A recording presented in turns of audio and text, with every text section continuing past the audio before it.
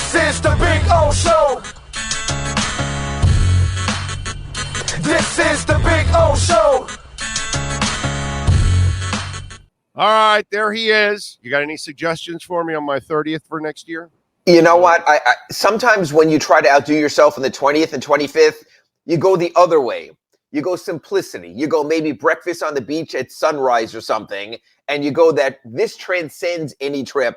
And you try to go with that BS and sort of romanticize your way out of it, because that's the problem. When you play that can you top this game, you know what, Big O? If you're planning to live and your wife's planning to live, there's going to be so many more of these that you're going to set the bar so high that either you win the lottery or you're screwed. No, I think my friend did have he had a point. He goes, dude, 25 and 50 are the special marks. Absolutely. So you don't really have to go all out on 30 and 35 and 40 and 45. Now, if you do get to 50, now you got to knock it out of the park one more time. So you got 25 years, he told me. So maybe it's like, maybe it's a weekend at Eden Rock with dinner on the beach or something like that. Something. And you know what? When you get to the 50th, there's nothing more romantic than his and her walkers. So you're set there. That's true. I mean, come on, definitely. Although by then I'm hoping my walker can float, right? I mean, well, if you're living down here, absolutely, you'll have to get water wings on there. Yeah, exactly. Right. Yeah. We'll be on paddle boards is what we're going to be. All right, so we got the Heat back in action tonight against the Suns. God, I was so disappointed. I mean, Depot fouls a 3-point shooter. He misses some bunnies. Caleb, a couple. It was a down one. Tyler didn't play well. Butler. That's not his shot. I know he hits a 3 like 2 minutes before that. That was huge. But God bless him. What more do you want from Butler and Bam? They played their asses off, and I'm so proud of Bam because you know it, and I've talked about this. I called him the super role player last year. Right. And I told you until you are able to impose your offensive will in today's game, that's a superstar in today's game. And what more do you want from the guy? 30 points. Really proud of Bam. It was just all the other guys just didn't do enough in that Lakers game. And by the way, I had no idea that if you twist up your ankle like a pretzel, you become a better player. Wow. That's amazing. What Dennis Schroeder pulled off, I don't know what they did in the huddle, but, get me some of that. Get the Dolphins injured players some of that because that's what they need. Was that soccer spray? Was that what they did on his ankle? It was something we didn't know, or maybe that little water bottle or something there. The Heat could not contain anyone off the dribble, and they can't contain anyone off the dribble. And when Bam is getting switched out to the perimeter, you just wind up losing your last line of defense. The Heat were exposed in that game. It's the old BS. At least if you learn for it going forward, that'll be okay. So maybe you can look at it that way. It was a bad loss. And it showed us that where we are right now is we have the sometimes Miami Heat. Sometimes they come together and look like a team that could be a playoff team in the top 6 in the East, avoid the play-in. And sometimes you say to yourself, this is who we are. They got to 500, and they're one step forward and one step back. And that's where they wind up, loitering. And when you look at the East, you know that the Celtics, the Bucks, and the Nets have shown they've distanced themselves 1, 2, 3. It sure as heck looks like Philadelphia and Cleveland are top 5 seeds also. So you're really playing for number 6 and avoiding the play-in. You're playing with the Pacers, you're playing with the Hawks, you're playing with the Knicks, all for one spot. And until the Heat show us differently. And when Jimmy Butler says after the game, we're going to get on a roll. We're good enough. We're going to win 9 in a row. We're going to win 11 in a row. No, show me. Win 3 in a row. Show me. Win 4 in a row. Start stringing it together. But God bless him. It's not his fault. That's the problem. He's trying to lift everybody. He's trying to when he shows up. I was just going to tell you something about that. This is the most screwed up thing I'm about to say. Okay. Jimmy Butler needs to take these goddamn days off. Because if everybody else doesn't wake up, well, then the best thing you can do is just squeeze into the playoffs. So then Jimmy then has to play all those loads of minutes in the playoffs to carry your ass along with Bam, to get it done. But what's he going to do? Play 75 games, kill himself every single night like he did 2 nights ago against the Lakers, and everybody else is not helping him? It's like a catch-22, man. What does he do? Play every night, kill himself, and then have no gas left in the tank for the playoffs? Yes. You know what? Play every night and have gas left in the but tank. Everybody else needs to step up, Ira, man. Come on.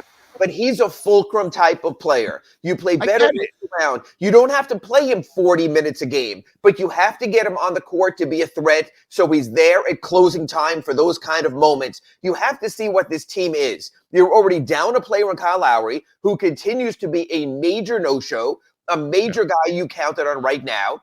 You could talk about someone like Caleb, but he's coming back from that quad injury. That's never easy. That takes time also.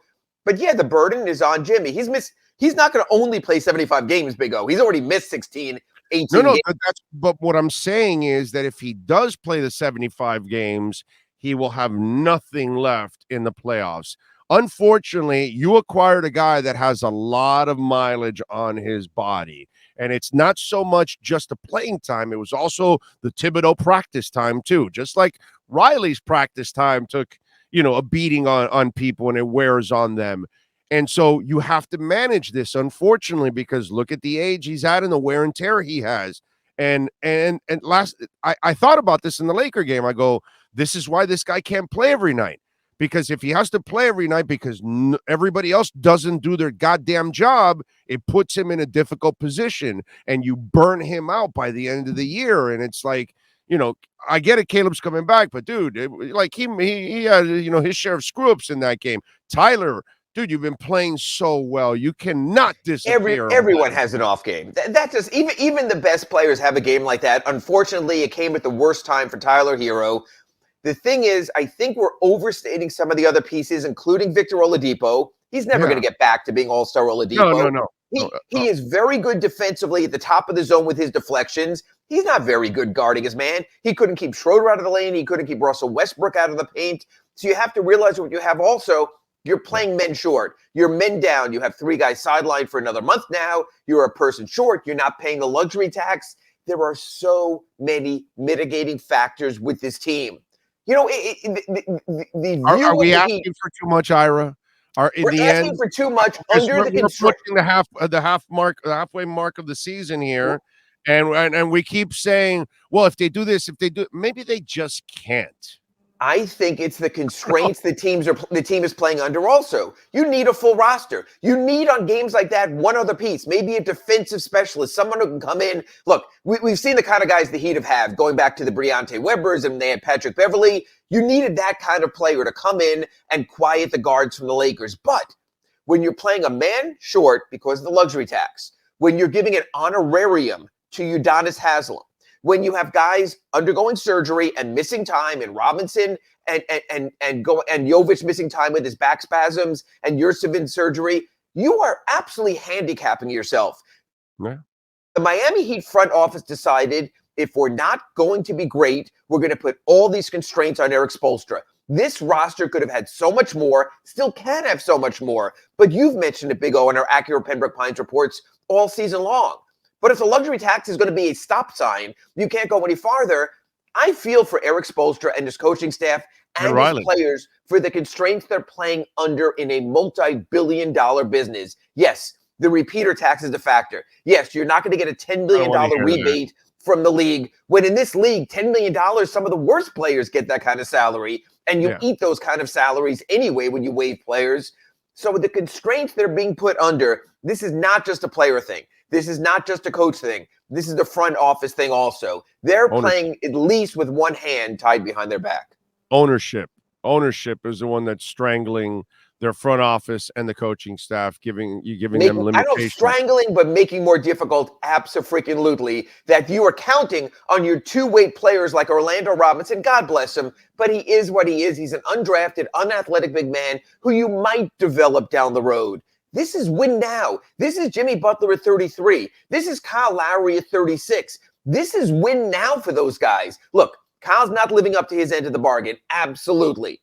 But you also don't have a go-now ready veteran point guard behind him. You have Gabe Vincent. He's been up and down. He had the knee injury. So you're adding those additional stressors on Butler, on Lowry. Heck, who's your backup center the way Dwayne Dedmon is playing right now? You're adding that on Bam. You signed Dedmon to use in a possible trade, But right now you have a guy who can barely make it up and down the court, and at one point is holding the ball, arguing with the referee, and some other guy just runs behind him and grabs the ball. If that was not a veteran 10-year guy, Eric Spoelstra would have yanked him like that. There's a lot of small stuff going on, Big O.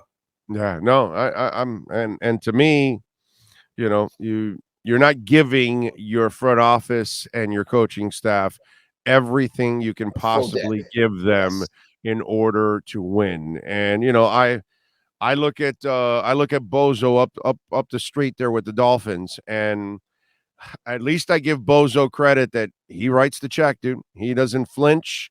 And whatever you need, it's a practice facility, it's a player, it's a coach, it's whatever the guy. It's an Ndamukong Suh at an inflated salary. He'll take the chance. Yeah. Here, and here. And he does it. Jorge Mas. He built a stadium for fun to wait till he builds the one in Miami, and he'll pay for Messi if Messi wants to come. It's like these are things that I got to say, Mickey, but it's not that he pays the big things. It's the margins right now. And you know what, Big O? You got to get it all done. Got to get it all done. We talk about this. We talk about how he's not going to pay if you're not in contention. But you know what? When you are battling for 5 and 6 in the playoffs to avoid the play-in, sometimes it's the margins. It's having that one additional player when you're out on the road for 8 straight days that can make a difference. They're short. They're really working now with a 9, maybe 10-man roster for the next month. There are moments when that 11th, 12th, and 13th, not all the time, but some of the times could help. It's the margins that are hurting. Question. How many teams are paying luxury tax? I'd say this year about 10. I'd say there. Some are trying to shave and get their way away from it. Not a lot, but not a lot of teams have committed the Kyle Lowry contract and not gotten that kind of payoff. Not a lot of teams have committed the Duncan Robinson contract. I mean, that is what it is. But still, if you're telling me 33% of the league, third of the league, yeah, is paying a luxury tax. Are all 10 of those teams bigger teams than Miami? Obviously not, because the Heat are right in the middle of the pack. So you have some that are and some that aren't, and it's just a matter of it's a matter of your philosophy. The philosophy here from day one has been: if in contention, go all in spending. If not in championship contention, don't. But you know what? There's sort of a good middle ground that's fair to your players to give them the best possible hand. You're a coaching staff. You just mentioned asking Jimmy Butler to play all the games, to go all out. You could turn around and go to the ownership suite. Are you doing all you can for us to go all out? Right now, it's sort of caught in the middle with this team. I don't disagree. Yeah. And listen, I can understand where Arison's kind of pissed. Like, well, we listened to Butler and we brought in this guy Lowry, and he's making me spend $30 million a year on a guy that isn't getting it done. So I can see where Mickey's pissed at stuff like that. And the Duncan Robinson contract. And you told us this guy's worth $90 million over 5 years. Even before he broke the finger and was out, he wasn't contributing. So, yeah, absolutely, Big O. It's in any business where your boss goes, you made the mistakes, you fix the mistakes. This is on you. So you move it from the ownership suite to the management suite. But it still falls on the coaching suite, because it's the coaching suite that has to work 82 of these and find a way with whatever's being left in front of them. Yeah. So I can understand Mickey being pissed in that sense. It's just, I'd like to see, you know what it reminds me of a little bit? It kind of reminds me of watching the Steinbrenner kids. And so I watch the old man who will win at all costs and do whatever it takes. And then you watch, what's taken over since. And there's more frugalness to the whole process. There's actually more to the business side of it, that they're more worried about the bottom line than George ever was worried about the bottom line. And so you kind of look at Mickey right now, and it looks like the Arison family is more worried about the bottom line than necessarily going all out year in and year out. I would phrase it differently. I think the Arison family is trying to show that they can run a business that's properly structured in today's NBA. And that's on them, and you can do it. I've always said this. Sports are about a hobby. If the bottom line is why you own a sports team, your sports team likely will not be one of the great teams. Sports has to be about a passion to win to a degree that you're willing to overcommit, that in any other business model, that Nick Harrison studied at Duke Management School, you're right. It's not the right way to operate. And he is absolutely keeping his costs in line with his revenues and doing a marvelous job. But sports is different. Sports is emotion. Sports is passion. Sports are owners over the years who put championships ahead of anything, just spending and spending and spending, like we're seeing the Warriors do right now, like we've seen other championship teams do in the past. They just keep throwing the money out there. Just like we see soccer teams around the world chasing stars at inflated prices. It's a different business model. It's not the Duke Business School model. No, you're right about that. It's now here's the thing. Sure. If you're the Miami Heat and you're playing with one less player, you're playing under the luxury tax, all that kind of stuff. Well, you also have a player that isn't showing up every night because his body doesn't allow him to do it in Jimmy Butler. So then your season ticket holder isn't getting all their bang for their buck. Oh, absolutely. But if you were going above and beyond by bringing in other players, and because you are paying the tax and all that, but your team is better, well, then when Jimmy's resting, there's another star on the court to kind of cover up for that. Or just another body to relieve the other bodies and make the game easier for them. To have more options on you. Eric Spoelstra always talks about his lineup card. To have other names you can call on that just make it easier to go deeper into that depth, to save your guys. That you might have an instant offense forward coming off the bench because you signed him, so Jimmy gets 3 more minutes a game when you don't have to rush him back early in the fourth quarter. It's the little thing. Again, Big O, when you have the kind of record the Heat have, when you have all these clutch games and all the close games that they have, it's the margins we're talking about right now. This is not a bad team. It's also not a championship team. It's a team where every game, including tonight here at Phoenix against the Suns, is likely going to be played in the margins, and the small things will come into factor as well. All right. Suns tonight, both teams 20-19, but Suns are really good at home there, Ira. So what do you think about tonight? But they're without Devin Booker, and they're a different team, just like the Heat are without Jimmy Butler and their scoring star. Tonight's a really interesting thing to watch, whether you watch it on Bally Sports Sundown here or ESPN's doing the game also. Our friend Mark Jones from Weston is this. You have 2 older point guards in Chris Paul and Kyle Lowry. Chris Paul has been a study on how to age as an older point guard and still contribute. I'm looking at the Kyle Lowry, Chris Paul matchup and saying, can Kyle still stay there with an older point guard who's maximized his years in the league? I'm really looking at that matchup. I think that could be a lot of fun tonight. I think that could be the determiner. Remember, the Suns not only without Booker, the Suns are also without Cameron Johnson, so they're shorthanded there also. They're also lacking their backup point guard, Cameron Payne, so they are shorthanded as well, maybe more shorthanded than the Heat. You know what? You win this game, you have a 3-2 road trip. You weren't expecting to win at the Clippers, but you weren't expecting to lose at the Lakers. You can salvage the trip because you're coming home Sunday to play the Brooklyn Nets, who are as hot as any team in professional sports right now. So you'd like to come home not 500 and with a winning record. Interesting game, significant game tonight for the Miami Heat. Well, so there was a comedy that was called Dumb and Dumber. So tonight we're going to watch Old and Older. Is what you're saying. And okay. One of the guys older in Chris Paul has found a way to make it through. We'll see about Kyle Lowry tonight. Is the game being held in St. Augustine where they've got the Fountain of Youth? No, and it's crazy because it's also starting late, local time, 8 o'clock here. It should be the early bird dinner. We should be starting this baby at 4:30, but that's another story. Follow him on Twitter at Ira Heatbeat. Catch his work at the South Florida Sun Sentinel. Better yet, subscribe like I do and support all our local journalists. Ira, as always, thank you, my friend. Have a great weekend. We'll catch up on Monday. Catch you Monday on the Acura Pembroke Pines Report. Thanks, Big O. Have a great weekend, everyone. Thank you, sir. There you go. Ira Winderman. All right. There we go.